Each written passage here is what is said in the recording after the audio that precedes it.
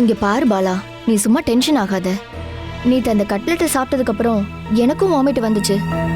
மத்தபடி நீ பயப்படுற மாதிரிலாம் எதுவும் இல்ல. அனுமா ரிசல்ட்டோட வரட்டும், அப்ப நீ நிம்மதியா இருப்பல்ல. Result positive. பாலாக்கு இப்போ தனியா இருக்குமேன்ற நினைப்பு இருக்காத. தனக்கு சப்போர்ட் பண்ணாதவங்க மேல கோவம் தான் இருக்கும். அந்த பிடிவாதம் தான் அவளோட சக்தி. நம்ம அவளை பார்க்க போனோம்னா அவ மறுபடியும் வீக் ஆயிடுவா. அதனால அது வேண்டாம். உங்க வீட்லயும் கலந்து பேசி ஒரு முடிவெடுத்தா போதும் தான் எனக்கு தோணுது. வீட்ல எனக்குன்னு யார் இருக்காங்க? குறைஞ்சபட்சம் உன் வீட்லயாவது கேட்கலாம்ல. பாலாக்கா விஷயத்துல இனிமே நம்ம தலையிட வேண்டாம். அவங்க விருப்பப்படி என்ன வேணாலும் செஞ்சுட்டு போட்டோம். நீ ஏன்டா இப்படியெல்லாம் பேசுற? நீங்க 2 பேரும் ஒரே ரத்தம் தானேடா?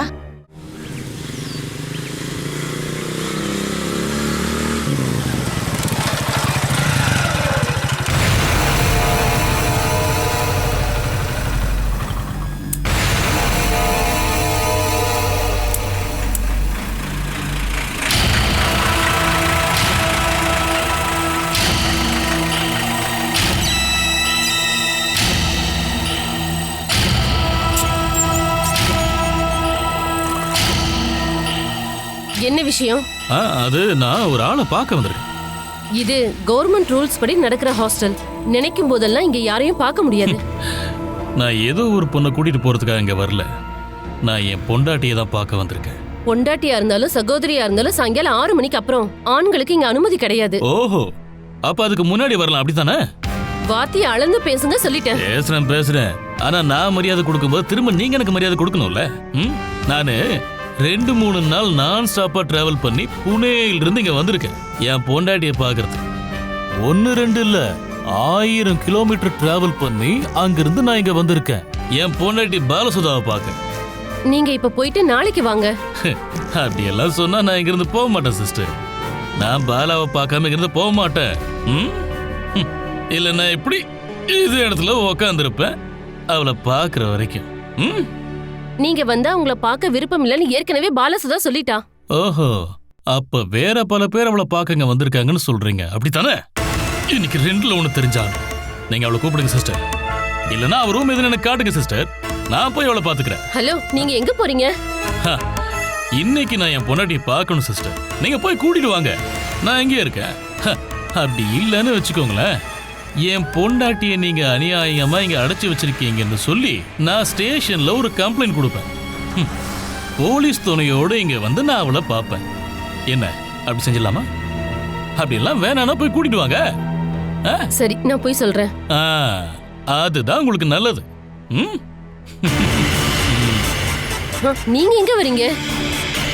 நான் உள்ள வந்து உட்கார்றேன். லேடிஸ் ஹாஸ்டலுக்கு வெளியில ஒரு ஆம்பளை இப்படி வெயிட் பண்ணிட்டு இருந்தா அது உங்களுக்கு தான் அசிங்கம். அந்த அவமானத்தை நான் தாங்கிக்கிறேன். நீங்க இங்கே நின்னா போதும். ஓ, ஆனா அவ வரணும். அப்படி வரலன்னா இன்னைக்கு ராத்திரி நீங்க யாரும் இங்க நிம்மதியா தூங்க மாட்டீங்க.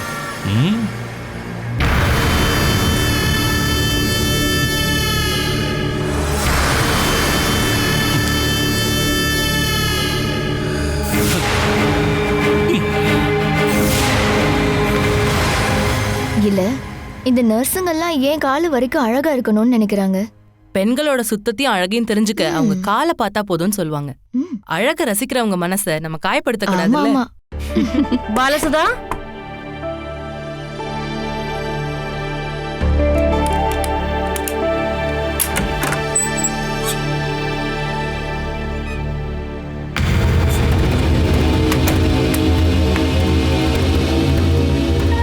பாலா, உடம்பு இப்ப பரவாயில்லையா? இப்ப பரவாயில்ல சிஸ்டர். என் கூட கொஞ்சம் வா. உன்னை பார்க்க உன் புருஷன் மறுபடியும் வந்திருக்காரு. அவர் குடிச்சிட்டு வந்திருப்பாரோன்னு எனக்கு சந்தேகமா இருக்குமா. நீ கொஞ்சம் கீழே வந்து எப்படியாவது அவர் இங்கிருந்து அனுப்பி விடுமா. என்னால அவர் கூட மல்லு கட்ட முடியாது. விருப்பம் இல்லாத ஆளை பார்க்க பாலாவை ஏன் கம்பல் பண்றீங்க? இவளை பார்க்காம நான் போக மாட்டேன்னு அடம் பிடிச்சா நான் என்ன பண்றது? இந்த ஹாஸ்டலோட வார்டன்ற முறையில நீங்களே சரி பண்ண வேண்டிய விஷயம் தான் இது. நிதானம் இல்லாம குடிச்சிட்டு வந்து நிக்கிறது இவளோட புருஷன் தானே. வேற யாராவது இருந்தா நானே டீல் பண்ணிருப்பேன். பாலாக்கு இப்போ அந்த ஆளு புருஷனே இல்ல, அவங்க பிரிஞ்சுட்டாங்க அப்படின்னு நீங்க சொல்லிட்டா போதுமா? என் பொண்டாட்டிய பார்க்கணும்னு அவரு அங்க சொல்லிக்கிட்டு இருக்காரு. நான் அந்த ஆளை பார்க்க விரும்பல. போதும், இதே வார்த்தையை அவரை பார்த்து சொல்லிட்டு வந்துடு. அது நீங்களே போய் சொல்லுங்க சிஸ்டர். அஜிதா, நீ என்ன கோவப்பட வைக்காத. இப்படி குடிச்சிட்டு வந்து நிக்கிறவர்கிட்ட கெட்ட வார்த்தையில திட்டு வாங்க வேண்டிய அவசியம் எனக்கு இல்ல. ஒரு கிறுக்கு பையன் இங்க வந்து கெட்ட வார்த்தையில திட்டினா அதுக்கு நாங்க எப்படி பொறுப்பாக முடியும்? இந்த மாதிரி ஆளுங்களோட அட்டாக்ல இருந்து தப்பிக்கிறதுக்காக தான் நாங்க இங்க வந்து தங்கியிருக்கோம். குடிச்சிட்டு யாரு வேணாலும் வந்து கெட்ட வார்த்தையில திட்டலாம் அப்படின்னா அப்புறம் நாங்க எதுக்கு ஃபீஸ் கட்டி இந்த இடத்துல தங்கிட்டு இருக்கோம்? சிஸ்டர், நீங்க ஒண்ணு பண்ணுங்க, போலீஸ்க்கு கால் பண்ணுங்க. அப்புறம் அந்த ஆளை வெளியே அனுப்புங்க. இது மடத்தோட கட்டுப்பாட்டுல இருக்க ஒரு ஹாஸ்டல். இங்க சாயங்கால நேரத்துல போலீஸ்காரவங்கள வர வைக்க முடியாது. பாலசுதா, கொஞ்சம் என் கூட வாமா. உன்னை பார்த்துட்டு அவர் கிளம்பிடுவாரு. அந்த ஆள் அப்படியெல்லாம் போக மாட்டான். அது தெரிஞ்சதுனாலதான் இவ அந்த பக்கமே வரமாட்டேன்னு சொல்றா. அவரால பெரிய தொல்லையா போச்சு. நீ இல்லாம நான் மட்டும் அங்க போனேன்னா அவர் என்ன சொல்லுவார்னு எனக்கே தெரியல. உங்களுக்கு தானே அந்த ஆளுகிட்ட பேசுறதுக்கு பயம். வாங்க, நான் பேசுறேன். அனு, வா. நீங்க வந்து என்ன பண்ண போறீங்க? என்ன செய்யறோன்றத நீங்க கூட வந்து பாருங்க. சிஸ்டர், நீங்க தைரியமா எங்க கூட வாங்க. அர்ச்சிதா, வேண்டாம். அந்த ஆள் உங்களை ரொம்ப கேவலமா பேசுவான். என்னதான் சொல்றான்னு பார்க்கணும்ல. நீங்க வாங்க சிஸ்டர். வாங்க சிஸ்டர்.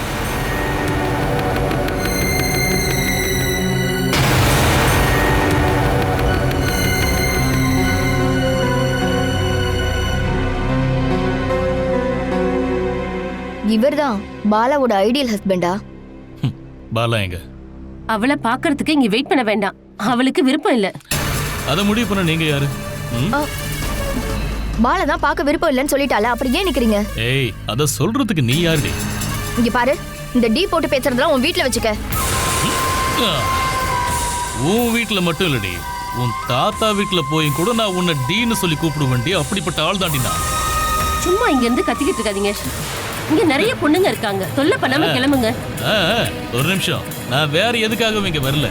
என் பொண்டாட்டியை பார்க்க தான் இங்க வந்திருக்கேன். பார்த்துட்டு தான் இங்க இருந்து போவேன். நீங்க எல்லாரும் இங்க என்னென்ன பண்ணிக்கிட்டு இருக்கீங்கன்னு எனக்கு தெரியணும். மரியாதையா நீங்க காம்பவுண்ட விட்டு வெளியில போங்க. இல்லைன்னா நாங்க போலீஸ் கூப்பிட வேண்டி வரும். கூப்பிடு.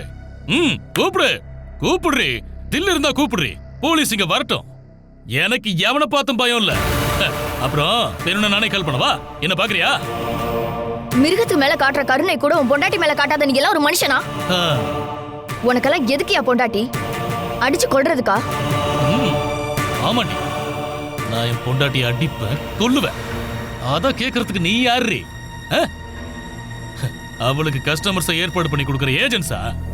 டேய் அஜிதா, நீ கொஞ்சம் பொறுமையா இரு ப்ளீஸ். இங்க இருந்து போயிடுங்க. நீங்க இங்க இருந்து எவ்வளவு பிரச்சனை பண்ணாலும் பாலா வெளியே வரமாட்டா.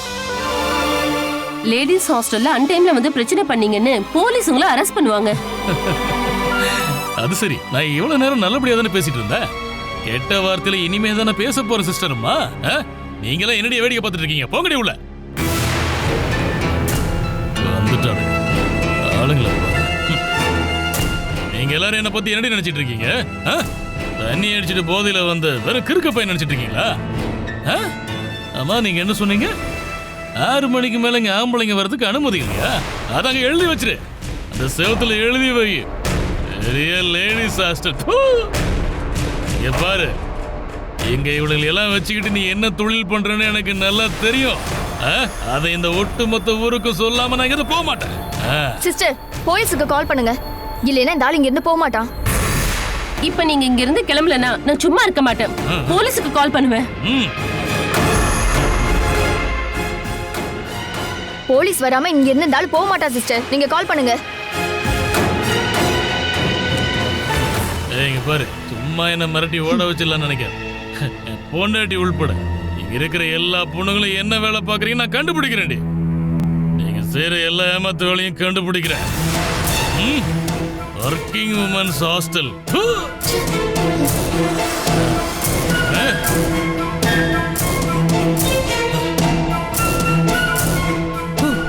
நல்ல வேலை இங்க இருந்து போயிட்டான். அடமழை பேய் மழை பெஞ்சு ஓஞ்ச மாதிரி இருக்கு.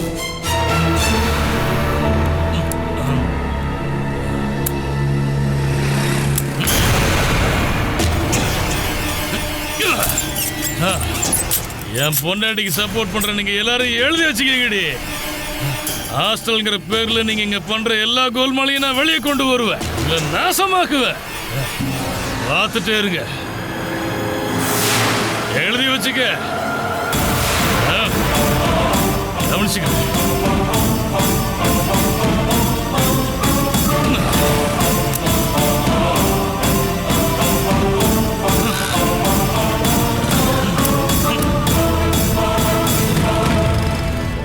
பாலா எப்படி ஒரு மாசமா இந்த மிருகத்தோட வாழ்ந்தான்னு தெரியலையே.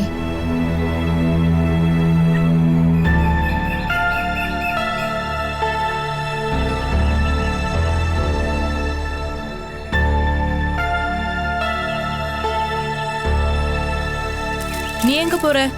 இன்னைக்கு சண்டே தானே? என் மனசுக்கு ஒரே படபடப்பா இருக்கு. கண்ணு முன்ன தூங்க முடியல. நான் என் வீடு வரைக்கும் போயிட்டு வரலான் இருக்கேன். எனக்கு அம்மாவை பார்த்து கொஞ்சம் பேசணும். பொம்பளைங்க எடுக்கிற முடிவு திடமா இருக்காதுன்னு இப்ப எனக்கு புரிஞ்சு போச்சு. மதிய வரைக்கும் நீ என்ன சொல்லிட்டு இருந்த? என்ன திரும்பி பார்க்காத வீட்டாளுங்க எனக்கு தேவையில்லைன்னு தானே? இப்ப உனக்கு என்னாச்சு? வீட்டுக்கு போறேன்னு சொல்ற? அஜிதா, நீ கொஞ்சம் பேசாம இரு. அவ வீட்டுக்கு போனா உனக்கு என்ன? நீ போயிட்டு வா பாலா. அப்படின்னா நீ அடிபணிஞ்சு போக முடிவே பண்ணிட்டியா? என் குழந்தைய அழிக்கிறதுக்கு என்னால முடியாது. கடவுள் எனக்காக இந்த குழந்தைய கொடுத்திருக்காரு.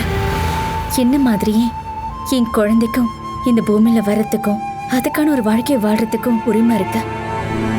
அது அந்த குழந்தையோட அரவணைப்பு, பாதுகாப்பு, தூக்கி வச்சு கொஞ்சறதையும், இது எல்லாத்துக்கும் அந்த குழந்தை ஆசைப்படல. நான் வாழ்க்கையில தனியாலாம் போயிடக்கூடாதுங்கிறதுக்காக எனக்கு இந்த குழந்தை வேணும். ஒருவேளை இந்த குழந்தை தான் இனிமே எதிர்காலத்துல என்னுடைய வாழ்க்கையில நம்பிக்கை, எதிர்பார்ப்பு எல்லாமே. நீ இந்த நிலைமையில உன் வீட்டுக்கு போனேனா உங்க வீட்டு ஆளுங்க உன் மேல குத்தம் சொல்லி உன்னை தள்ளி வைப்பாங்க. நான் உங்களுக்கு பாரமா இருக்கிறதுக்காக அங்க போகல. எனக்கு என்னுடைய அம்மா ஒரு தடவை பார்க்கணும். ஒரு எமர்ஜென்சியான நிலைமை வரும்போது என் கூட நிப்பீங்களான்னு நான் கேட்கணும். அதுக்காக தான் நான் இப்ப அங்க போறேன். என் வயித்துல ஒரு சின்ன உயிர் வளர்ந்துகிட்டு இருக்குன்னு எங்க அம்மா கிட்டயாவது நான் சொல்லணும் இல்ல? கண்டிப்பா சொல்லணும் பாலா. நம்ம கூட நிக்க 100 பேர் இருந்தாலும் அம்மாக்கு சமமா யாருமே நிக்க முடியாது. சொல்ல முடியாத அளவு வருத்தம் வரும்போது பரவாயில்லமான்னு சொல்லி தாங்க அம்மா தான் வேணும். அவங்களால உன்னை கைவிடவே முடியாது. நீ போயிட்டு வா.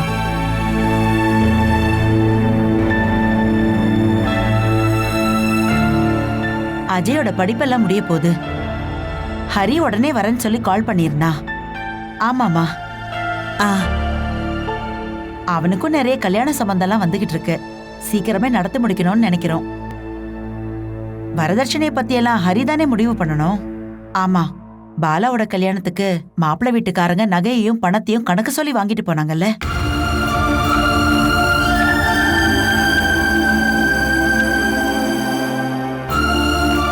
சரி, நான் அப்புறம் பேசுறேன்.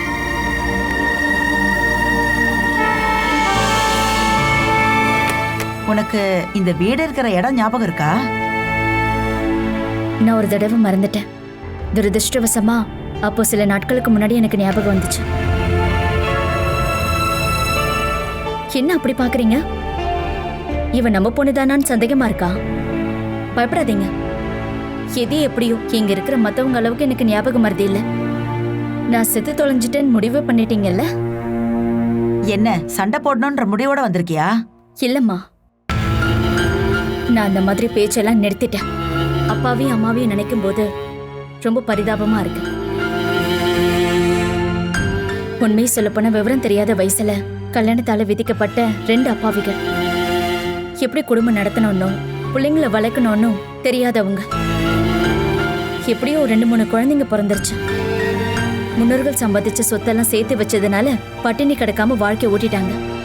கடைசியில அது எல்லாத்தையும் வித்து தொலைச்சிட்டீங்க. ஆமா, எனக்கும் உங்க அப்பாவுக்கும் பிழைக்க தெரியாதுதான். அப்படி இருந்தும் உங்க யாரையும் பட்டினி போடாமலும் கொல்லாமலும் வளர்த்து வச்சிருக்கோம்ல. யாருடைய சப்போர்ட்டும் இல்லாம தெருவுல படுத்துக்கிறவங்களும் வளர்த்து ஆளாக்குறாங்கம்மா. எப்படியாவது வாழ்ந்துட்டு போறவங்கள யாராவது அந்தஸ்தான வாழ்க்கைன்னு சொல்லுவாங்களா?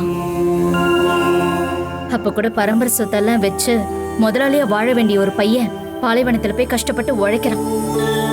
அங்க இருந்து பணம் கிடைச்சாதான் இங்க ஜெயச்சந்திரன் வீட்டுல 3 வேலையும் அடுப்பெரியும். துணிமணி வாங்கணும்னாலும் வீட்டு வாடகை கொடுக்கணும்னாலும் அந்த பையன் மனசை வைக்கணும். உன்னோட தலையில ஒரு பைத்தியக்காரனை கட்டி வச்சுட்டு நாடு கடத்தி விட்டதோட அந்த பாரமும் இல்லாம போயிடுச்சு. இப்போ ரொம்ப சந்தோஷம், நிம்மதி. இப்ப இதெல்லாம் சொல்றதுக்காக தான் நீ இவ்வளவு தூரம் வந்தியா? எங்களுக்கு இருக்கிற கொஞ்ச நெஞ்ச நிம்மதி கெடுக்கலன்னா உனக்கு தூக்கமே வராதுல்ல? என்ன ஒரு நரகத்துல தள்ளி விட்டுட்டு நீங்க நிம்மதின்னு சொல்ற வார்த்தையை கேட்கும் போது எனக்கு அப்படி பத்திக்கிட்டு வருது. அப்படின்னா எங்களை ஆசை தீர திட்டிட்டு போ, உன் கோவம் தனியட்டும். அப்பா எங்கம்மா? எனக்கு தெரியாது. அப்பா அஜய்? எனக்கு தெரியாது. நீங்க இந்த வீட்ல தான் இருக்கீங்களா இல்ல பக்கத்து வீட்ல இருக்கீங்களா? இல்ல நான் தான் வீடு மாதிரி வந்துட்டேனா?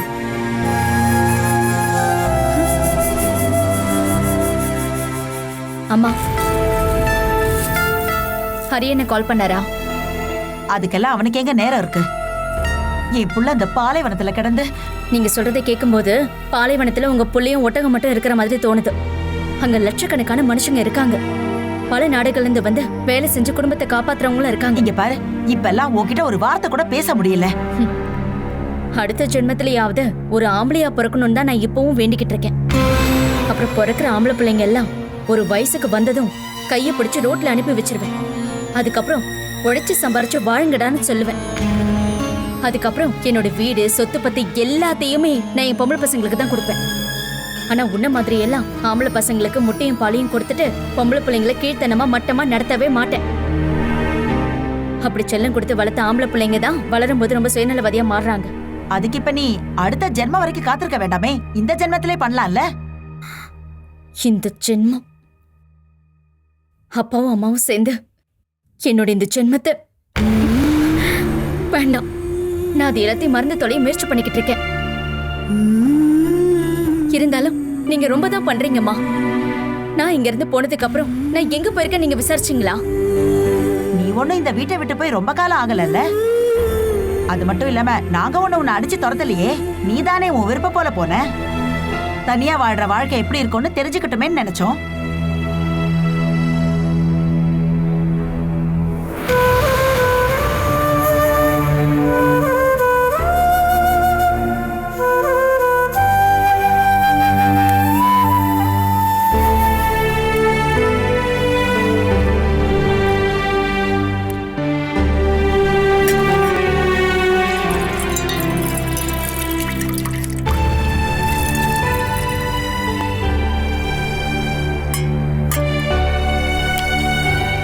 வாயை திறந்து கேட்டிருக்கலாமே, டீ போட்டு கொடுங்கன்னு சொல்லிருக்கலாம்ல? கேட்டாலும் தரமாட்டீங்கன்னு தெரியும். அப்படியே கேட்டாலும் கயிறுக்கு போட்டு கொடுன்னு சொல்லிட்டீங்கன்னா? நீ எதுக்கு எடுத்தாலும் இப்படி ஏடாகுடமா தான் பேசணும்னு முடிவெடுத்துட்டு வந்திருக்கியா? எது எப்படியோ இப்பெல்லாம் நீ நல்லாவே பேச கத்துக்கிட்ட. எல்லாத்தையும் ரொம்ப சீக்கிரமா கத்துக்கிற யூனிவர்சிட்டியில தானே நீங்க எல்லாரும் சேர்ந்து என்ன தள்ளி விட்டுருக்கீங்க. என் புகுந்து விட்டு தான் நான் யூனிவர்சிட்டின்னு சொன்னேன். அங்க பேச்சு மட்டும் இல்ல, கையோங்கி அடிக்கவும் கத்து கொடுப்பாங்க.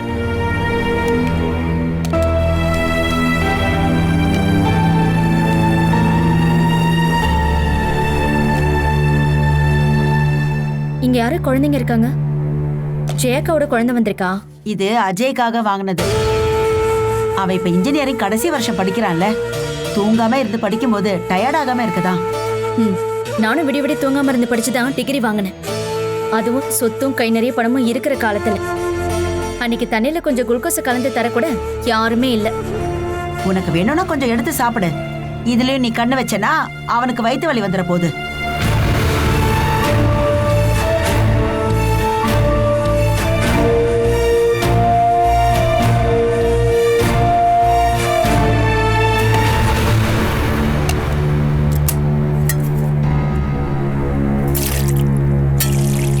ஏய் பாலா, நீ என்ன பண்ற? எதுக்கு எடுத்தாலும் இப்படி எரிஞ்செரிஞ்சு விழுந்தா எப்படி வாழ முடியும்? நான் எதுக்காக இப்படி கோவப்படுறேன்னு உங்களுக்கு தெரியாது? கொஞ்சமாவது பாசம், கொஞ்சமாவது அக்கறை. பெத்த அம்மா கிட்ட இருந்து அதெல்லாம் கிடைக்கலன்னு தெரியும் போது அதெல்லாம் தேடி நான் இனிமே யார்கிட்ட போவேன்? எனக்கு வெறுப்பா இருக்கு. அன்னைக்கு நான் செத்து தொலைஞ்சிருக்கலாம் போல, அதையும் தடுத்து நீங்க தான் நாசம் பண்ணிட்டீங்க. அன்னைக்கு நான் செத்து தொலைஞ்சிருந்தேன்னா அது ஒத்த உயிரோட போயிருக்கும். இப்போ அது 2 உயிராயிடுச்சு.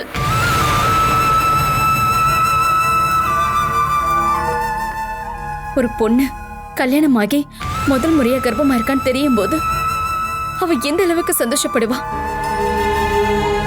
அது உங்களுக்கும் தெரியும்ல. நீங்க எல்லாத்தையும் அனுபவிச்சிருக்கீங்கல்ல. ஆனா ஏன் நிலைமை? அது எனக்கு வேணுமா வேண்டாமா? இல்லைன்னா அதோட சேர்ந்து நானும் சாக்குறதான்னு தெரியாம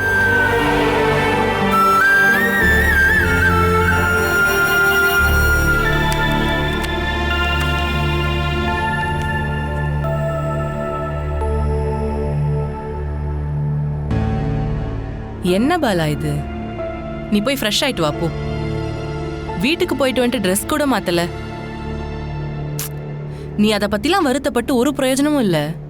உன்னோட வீட்டுக்காரங்க குணம் தான் உனக்கு தெரியும்ல. அப்புறம் ஏண்டி இப்படி?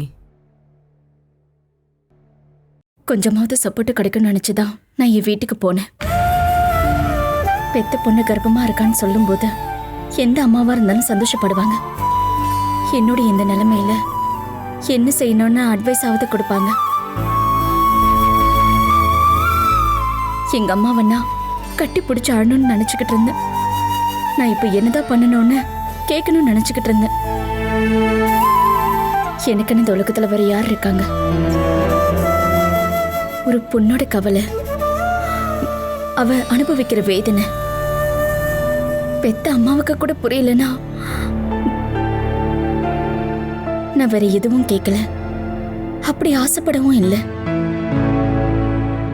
கொஞ்சம் அன்பு, அந்த அன்போடு சேர்த்து என்ன அடிச்சுக்கிட்டா மட்டும் போதும். அதுக்கு மட்டும்தான் நான் ஆசைப்படுறேன். ஆனா அது கூட எனக்கு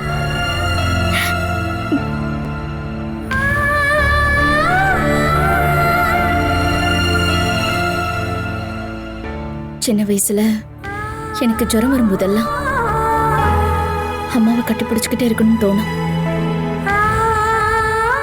அப்படி கொஞ்ச நேரம் நான் படுத்திருந்தேன்னா வந்த ஜுரம்லாம் எங்க போயிருக்குன்னே தெரியாது.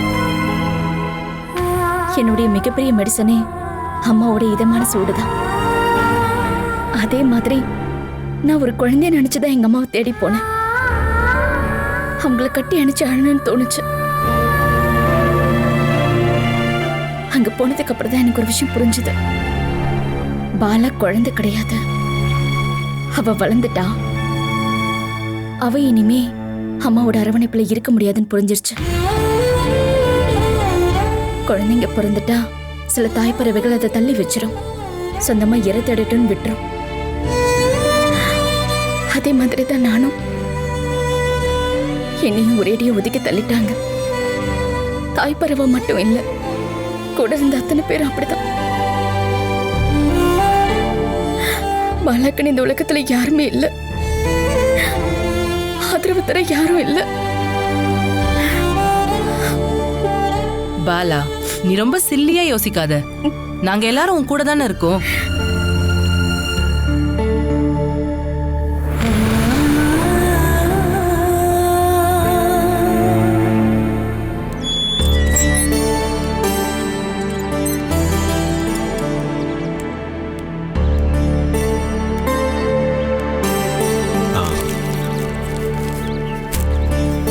சொல்லியிருந்தா நானும் உன் கூட கோயிலுக்கு வந்திருப்பேன்ல, கூப்பிட்டுருக்கலாமே. நீங்க நல்லா தூங்கிட்டு இருந்தீங்க, அதான் தொந்தரவு பண்ண வேண்டாம்னு நினைச்சேன். இன்னைக்கு பாலாவோட பிறந்த நாள் இல்ல? கொஞ்ச நேரத்துக்கு முன்னாடி தான் ஹரி கால் பண்ணியிருந்தான். அவ சொல்றப்பதான் எனக்கே அது ஞாபகம் வந்துச்சு. அவ இங்க வந்தப்ப அவளோட ஹாஸ்டல் நம்பரையாவது வாங்கி வச்சிருக்கலாம். அது எதுக்கு? நாம இன்னைக்கு நேரடியாவே அங்க போலாம். அதெல்லாம் வேண்டாம். எனக்கு என்னமோ அவ முகத்தை பார்க்கவே எனக்கு கஷ்டமா இருக்கு. அவ கல்யாணம் முடிஞ்சதுக்கு அப்புறம் வர முதல் பிறந்த நாள் இது. முதல் தடவையா அவ தனியா. அதெல்லாம் நீ நினைச்சு வருத்தப்படாத. ஹரி பாலாவை பத்தி விசாரிச்சான். அவ கர்ப்பமா இருக்கான்னு தெரிஞ்சதும் அவளை எதுக்கு ஹாஸ்டல் அனுப்புனீங்கன்னு என்கிட்ட திரும்ப திரும்ப கேட்டான். அதுக்கு நீங்க என்ன சொன்னீங்க? அவ ஸ்கூலுக்கு போனதான் நிம்மதியா இருப்பான்னு சொல்லி சமாளிச்சிட்டேன்.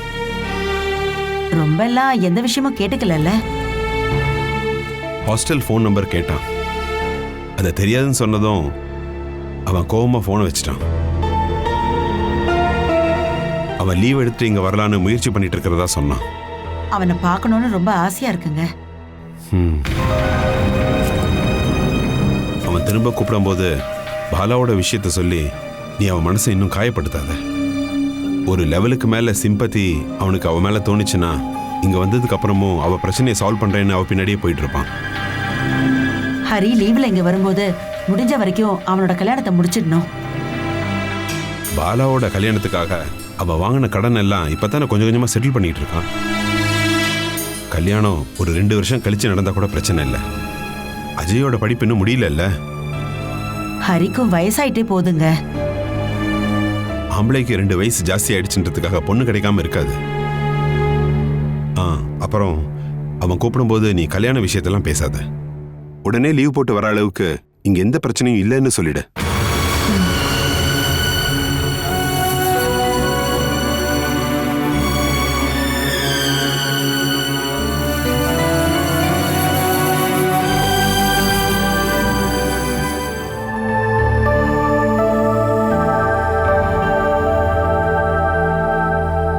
பாலா, உன்னை பார்க்க ஒருத்தர் வந்திருக்காங்க.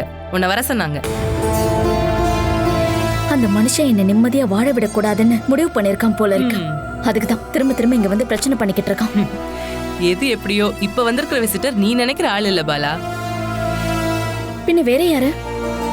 அது பாலாவோட ஹஸ்பண்ட் இல்ல, அது எனக்கு தெரியும். வேற யார் வந்திருக்காங்க அனு? என்ன தேடி வர அளவுக்கு வேற யாரும் இல்லையே. யார் வந்தாலும் நான் பார்க்க விரும்பல. ஒருவேளை உன்னோட ஹஸ்பண்ட் வேற யாரையாவது அனுப்பி வச்சிருப்பாரா? ஃப்ரெண்ட்ஸோ ரிலேட்டிவ்ஸோ அந்த மாதிரி யாராவது? காம்ப்ரமைஸ்க்கு அந்த ஆளு தான் எப்பவுமே தயாரா இருக்காருல்ல. எனக்கு இனிமே எந்த காம்ப்ரமைஸுமே இல்ல அனு. என்ன இருந்தாலும் யாருன்னு பார்க்காம திருப்பி அனுப்பாத. அதெல்லாம் ரொம்ப தப்பு. நான் போகணும்னு சொல்றியா? போயேன். உனக்கு பேச விருப்பம் இல்லாத ஆளா இருந்தா பார்க்க விருப்பம் இல்லைன்னு சொல்லிட்டு வந்துரு.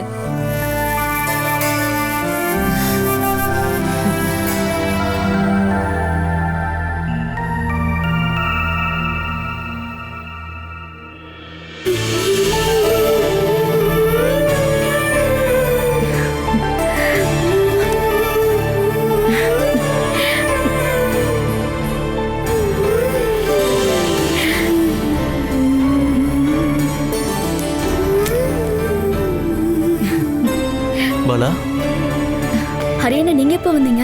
இப்பதாம்மா வந்தேன். ஒரு 5 நிமிஷம் தான் இருக்கும். என்னதான் இருந்தாலும் நீங்க கல்ஃப்ல இருந்து நேரா ஹாஸ்டலுக்கு வரல இல்ல? அப்படின்னா நேத்து நீங்க வீட்டுக்கு வந்தீங்களா இல்ல முந்தனேத்தே வந்துட்டீங்களாண்ணா? நேத்து தான். அப்படி இருந்தும் யாரும் எனக்கு ஒரு வார்த்தை கூட சொல்லவே இல்லைண்ணா. நான் நைட்டு வரதுக்கே ரொம்ப லேட் ஆயிடுச்சு. வந்ததும் நான் படுத்து தூங்கிட்டேன். ஒரு பாலைவனத்திலிருந்து சொந்த ஊருக்கு திரும்பி வர சந்தோஷம் என்னன்னு உனக்கு சொன்னா புரியாது. சொர்க்கத்துக்கு வந்த மாதிரி இருக்கும். இந்த மணல் காத்தும் சூடான நெருப்பு மாதிரியான தூசும் இதெல்லாம் இல்லாம நிம்மதியா தூங்குறது தான் உண்மையான பாக்கியமே இருக்கு பாலா. தூங்கி எழுந்ததும் கல்ஃப்ல நம்ம ஊர்ல நடந்த விசேஷத்தை பத்தி சொல்லியே டைம் மூடிடுச்சு. நம்ம ஊர் விசேஷம்லாம் சொல்லும்போது ஏதோ இந்த பாலாவோட விஷயத்தையும் சொல்லிருப்பாங்கல்லண்ணா, அப்படித்தானே? இதுதான் பாலா உன்னோட பிரச்சனையே. உன்னை யாரும் கவனிக்கல, விசாரிக்கல, உன் விஷயத்தை யாருமே புரிஞ்சுக்கல. இப்படிப்பட்ட கம்ப்ளைண்ட் மட்டும் தானே உங்ககிட்ட இருக்கு. கம்ப்ளைண்ட் பண்றதெல்லாம் நான் நிறுத்திட்டேண்ணா. இப்பெல்லாம் நான் எனக்காக மட்டும்தான் வாதாடிக்கிட்டு இருக்கேன்னா. அதையாவது நான் செஞ்சாகணும்ல. காரணம் இப்ப எனக்காக பேச வேற யாருமே இல்ல. என் கூட நிக்கிறதுக்கும் யாரும் இல்ல. எப்பவுமே நீ எங்களை எல்லாரையும் வேற ஒருத்தரா தானே பாக்குற. அப்படி நான் பார்த்ததான் பெரிய தப்பா போச்சா? இந்த ஹாஸ்டல்ல இருக்கிற என்னோட ரூம்மேட் கூட சொல்லுவாங்க, வேணுகோப்பன் வந்தாருன்னா தயவு செஞ்சு நீ அவரை பார்க்க போகாதன்னு சொல்லுவாங்க. காரணம் நான் சொல்ற விஷயங்களை எந்த பாகுபாடும் இல்லாம புரிஞ்சுக்கிறாங்க. அதே நேரத்துல வேணுகோப்பன் என்னை தூக்கி போட்டு மிதிக்கிறதுக்காக மறுபடியும் அந்த வீட்டுக்கு என்ன அனுப்பி வைக்க என் வீட்டாளுங்க என்கிட்ட போட்டி போடுறாங்க. என் மேல கொஞ்சமாவது இரக்கம் காட்டுறது நம்ம வீட்டாளுங்களா இல்ல வெளியாட்களா? நீயே சொல்லுண்ணா. பேச்சளவுல அன்பும் இறக்கமும் காட்ட யாரால தான் முடியாது பாலா. அதுக்கு மேல ஒரு விஷயமாவது உன் ஃப்ரெண்ட்ஸால செய்ய முடியுமா? அதுக்காவது யாராவது ஆசைப்படாம இருப்பாங்களா ஹரியண்ணா? உன்னோட வழி எனக்கு நல்லாவே புரியுது அப்படிங்கிற ஒரு ஆறுதலான வார்த்தை, நாங்க என்னைக்குமே உன் கூட இருப்போங்கிற அந்த ஒரு வார்த்தை, அந்த வார்த்தையை கூட நான் எதிர்பார்க்கவே கூடாதாண்ணா?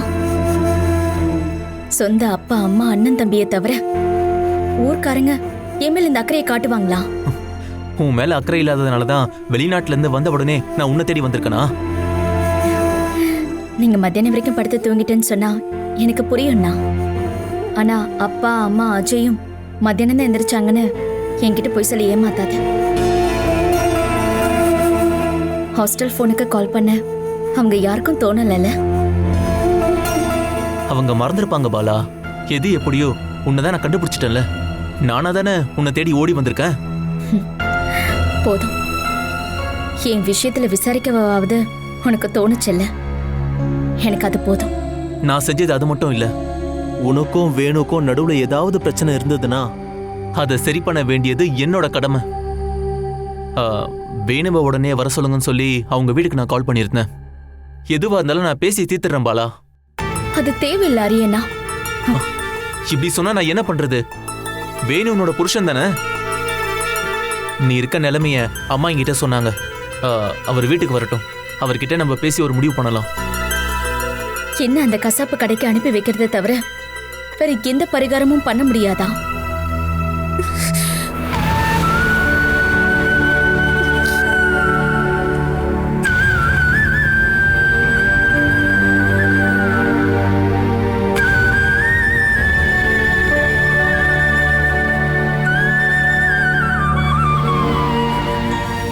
என்னம்மா நீ இப்படி சின்ன குழந்தை மாதிரி பண்ற? ஒரு விளையாட்டு பொருளுக்காக அடம் பிடிக்கிற ஒரு சின்ன குழந்தை தானே நீ இப்பவும் நினைச்சுக்கிட்டு இருக்கியா? நான் ஒத்துக்கிறேன் பாலா, நீ ஒன்றும் சின்ன குழந்தை இல்ல. நீ என்ன சொல்றியோ அதை ஏத்துக்கிறதுக்கு நான் தயாரா இருக்கேன்.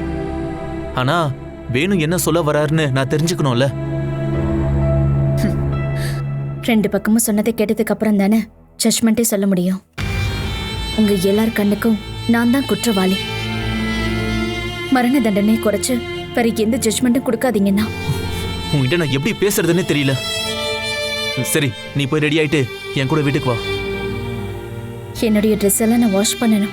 சரி, அது முடிஞ்சதும் நீ வீட்டுக்கு வந்துரு. அப்போ நான் கிளம்புறேன்.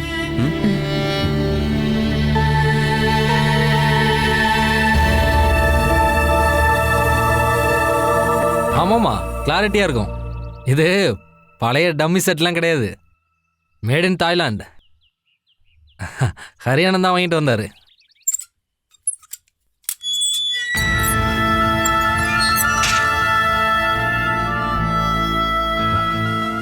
ராஜேஷ், நான் உனக்கு அப்புறமா கால் பண்ணுறேன்.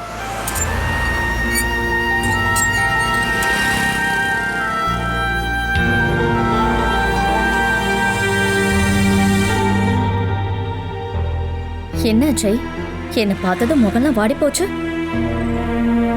ஹரியனை கல்ஃப்ல இருந்து வாங்கிட்டு வந்தத நான் கொண்டு போயிடுவேன் நீ நினைச்சிட்டியா? புதுசா இருக்கு. ஹரியானா வாங்கிட்டு வந்தது தான். உன் ஹரியனுடைய ஃபினான்ஷியல் பிரச்சனை எல்லாம் முடிஞ்சிருச்சா? ஒரு வருஷமா நான் அதை கேட்டுகிட்டே இருந்தேன். ஆனால் இப்போ தான் கிடச்சிருக்கு.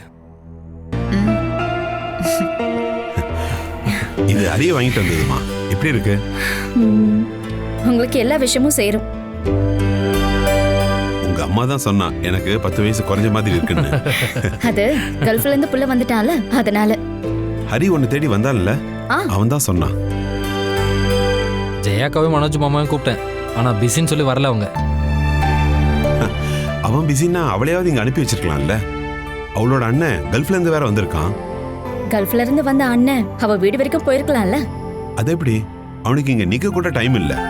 அங்க இருக்கிற ஃப்ரெண்ட்ஸ் அவங்க கிட்ட கொடுத்த பொருள் எல்லாத்தையும் அவங்க உங்க வீட்டுல கொண்டு போய் கொடுக்கணும்ல. மத்தவங்களுக்காக ஓடிட்டு கடைசியில சொந்த விஷயத்தை கவனிக்க டைம் இல்லாம போயிடும்னு நீங்க அவருக்கு சொல்லி புரிய வைக்க வேண்டியதானே? அதெல்லாம் நான் எப்பவோ.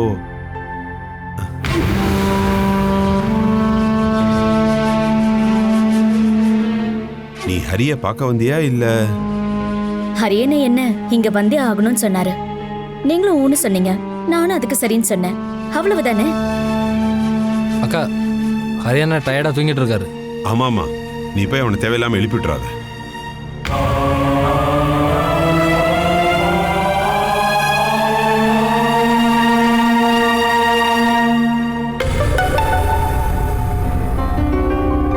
நீங்க கவனிச்சிங்களாப்பா?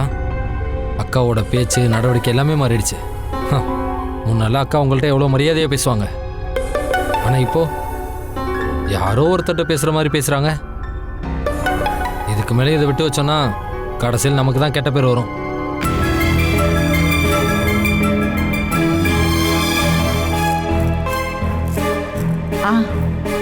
நீ வருவேன்னு ஹரி சொல்லியிருந்தான்.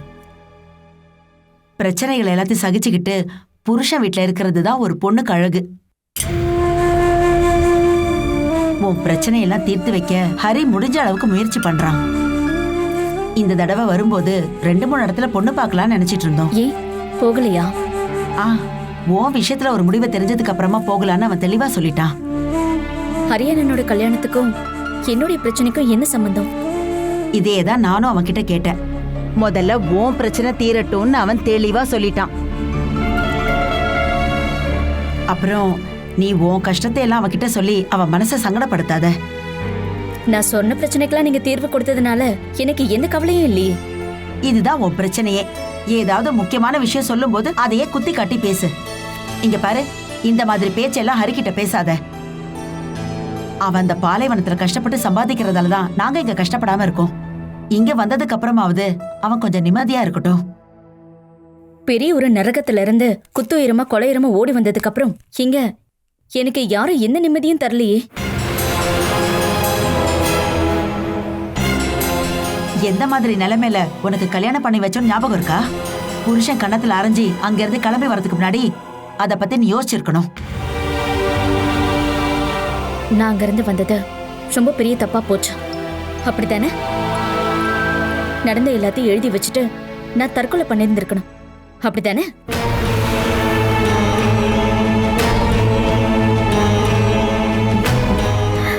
அப்பதான் உங்களுக்கு சந்தோஷமா இருக்கும்ல? இவ்வளவுத்தையும் சகிச்சுக்கிட்டு வாழ்ந்திருக்கேன்னு அந்த இடத்துல ஒரு வார்த்தை சொன்னா நாங்க போய் அவளை கூட்டிட்டு வந்துருப்போன்னு வந்தவங்க போனவங்க கிட்ட நீங்க சொல்லி சமாளிச்சிருப்பீங்கல்ல. மனசுல இருக்கிறத கத்தி சொன்னா என் அம்மாக்கு அது புரியும்னு நான் நினைச்சேன் பாருங்க. அதுதான் நான் பண்ண பெரிய தப்பு. பாலைவனத்துல கஷ்டப்பட்டு உழைக்கிற உங்க புள்ள வந்ததும் எவ்வளவு ஆத்மார்த்தமா நீங்க ஒவ்வொரு விஷயத்தையும் பார்த்து பார்த்து செய்றீங்க. எவ்வளவு வகையான உணவு, எவ்வளவு அன்பா நடந்துக்கிறீங்க. இதுல 1% எனக்கு அங்க இருந்து தப்பிச்சு ஓடி வந்த என்கிட்ட நீ ஒரு தடவையாவது காட்டியிருப்பியம்மா? உனக்கு ஞாபகம் இருக்காம்மா, நம்ம முதல்ல தங்கியிருந்த வீட்டுல ஒரு 4 குட்டிங்களோட இருக்கிற பெண் பூனை இருந்துச்சு. 4 குட்டிங்க கிட்டயும் அது ஒரே மாதிரி தான் பாசத்தை காட்டுச்சு. அதுல ஒரு குட்டிக்கு உடம்பு சரியில்லாதனால ரொம்ப கவனமா பாத்துக்குச்சு.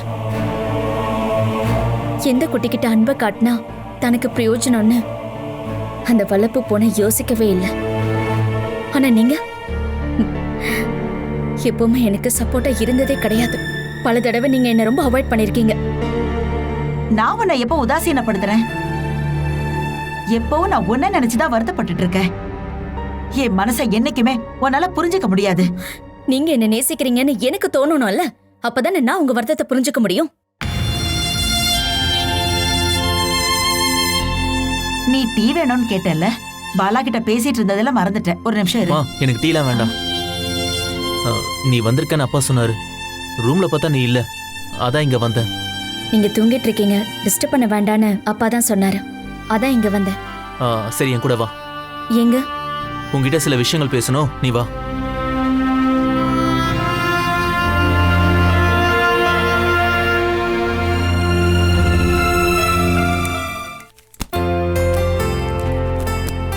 இவ்வளவு சீக்கிரம் எனக்கு லீவு கிடைக்கும் நான் எதிர்பார்க்கல.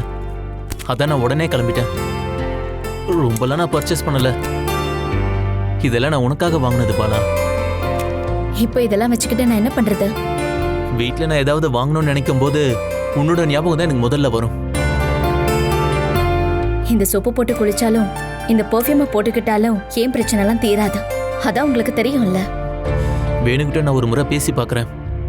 அவர் நாளைக்கு இல்ல நாளன்னைக்கு ஊருக்கு வந்துருவாரு. அது எப்படி உங்களுக்கு தெரியும்? நான் கொஞ்ச நேரத்துக்கு முன்னாடி கால் பண்ணியிருந்தேன். எப்படி எப்படி அந்த நம்பர் தெரியும்? அதெல்லாம் ரெடி பண்ணிட்டேன். வேணும்னு நினைச்சா எதை வேணாலும் நம்ம செய்ய முடியும். அதே மாதிரி மனசு வச்சோன்னா எந்த பிரச்சனையும் தீர்த்திடலாம். ஆனா எந்த பிரச்சனையும் சரி பண்ணவே முடியாதா? பரிகாரம் இல்லாத எந்த பிரச்சனையும் உலகத்துல இல்ல பாலா. அப்படி இல்லைன்னு தான் நானும் நினைச்சுக்கிட்டு இருந்தேன். ஆனா அப்படியும் சில பிரச்சனைகள் இருக்குன்னு அந்த ஆள் கூட வாழ்ந்த சில நாட்களையே நான் நல்லா புரிஞ்சுக்கிட்டேன். அம்மா சொல்லிதான் உன் மொத்த பிரச்சனை எனக்கு தெரிய வந்தது.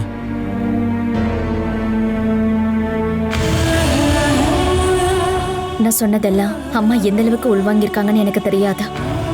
அப்படியே என்னெல்லாம் உன்கிட்ட சொல்ல மறந்துட்டாங்கன்னு எனக்கு தெரியாதா? ஒரு பொண்ணு படுற கஷ்டத்தை தான் அம்மா விட வேற யாரால ஒழுங்கா புரிஞ்சுக்க முடியும்? ஆனா கேட்கறத தவிர பிரச்சனை சரி பண்ணவும் அம்மாவால முடியாதுல்ல. உன்னால சால்வ் பண்ண முடியுமா? எதனால எனக்கு இப்படிலாம் நடந்துச்சுன்னு நீ நல்லா யோசிச்சு பாத்தியா? அப்பா அவசரப்பட்டு ஏதோ தப்பு பண்ணிட்டாரு. இல்லனா நம்ம ஃபினான்ஷியலா நல்லா இருந்திருப்போம். நடந்த எல்லாத்தையும் ஒரேடியா மறந்துட முடியாதுல்ல. முடியாது, அது எனக்கு நல்லா தெரியும். ஆனா நான் அனுபவிச்ச கொடுமை எல்லாத்தையும் இந்த வீட்டுல மத்தவங்க எல்லாரையும் விட என்ன நேசிக்கிற நீ நல்லா தெரிஞ்சுக்கணும். வேணுக்கும் உன் கூட பிரச்சனை என்னன்னு முதல்ல நான் அதை தெரிஞ்சுக்கணும். அப்புறம் அதை சால்வ் பண்றதுக்கு நீயும் எனக்கு ஹெல்ப் பண்ணணும்.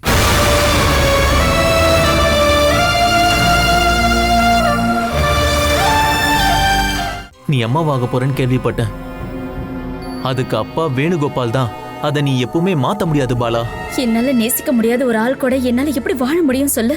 நீ நேசிச்ச ஆள் கிடைக்காததுனால அது உன் புருஷன் மேல நீ காட்டக்கூடாது. இவரை எதுக்காக பாலாக்கு கல்யாணம் பண்ணி வச்சோம்? கல்யாணம் முடிஞ்சு முதல் நாள்ல இருந்தே அவளை அடிச்சு சித்திரவதை பண்ணி கெட்ட வார்த்தையில திட்டி அவமானப்படுத்தி ரசிக்கிறதுக்கா? டிவோர்ஸ பத்தி பேசுறதுக்கு வரல. இவங்க 2 பேரையும் சேர்த்து வைக்கிறதுக்காக தான் நாங்க இங்க வந்திருக்கோம். இன்னும் என்ன பத்திரத்துல எழுதி தரணுமா? டேய் ஓங்கி 4 அரை விட்டு இவனை வீட்டு விட்டு வெளியே போக சொல்றா. இன்னொரு தடவை என் கண்ணில் பட்டேன்னா செருப்பால் அடிப்பேன்னு வெட்டு 1 துண்டு 2 பேச வேண்டியது தானே. இவனுக்கெல்லாம் சொல்ல வேண்டிய ஒரே வார்த்தை அதுதான். அதை விட்டுட்டு காம்ப்ரமைஸ். வேணுவுக்கும் பாலாவுக்கும் நடுவுல நடந்த எல்லா பிரச்சனையுமே டாக்டர் கிட்ட நம்ம தெளிவா சொல்லணும். ட்ரீட்மெண்ட் கொடுத்து குணமாகாம இவ்வளவு நாள் ஆனாலும் சரி பாலாவும் கூட அனுப்பவே கூடாது. அப்படி அனுப்பணுங்கிறது அவளை மரணக்குழியில தள்ளுறதுக்கு சமம். Catch us on TV, Thandivan app, thandivan.com and YouTube.